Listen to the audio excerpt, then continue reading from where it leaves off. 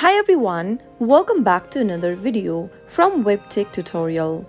In today's episode, I'm going to be showing you how to send money on Remitly. So if you're looking for a way to send money from your Remitly application, then here is a quick, simple step on how to do it easily. So let's go ahead and dive into the video. Tap open Remitly application from your app drawer and log into your account. If you don't have an account yet, you will need to create one. And once you are logged in from the main homepage, tap on the send button at the bottom of the screen and enter the amount in the first text box you are trying to send.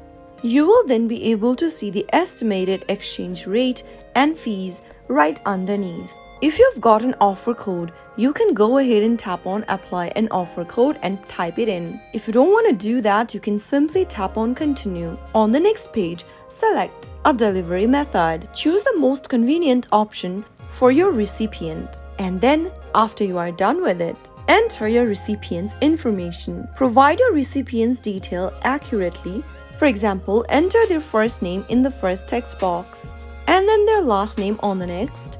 Tap on continue and enter your recipient's address in the following text boxes and tap on continue once again. Follow through the prompts and provide necessary information, and then you will need to choose a payment method.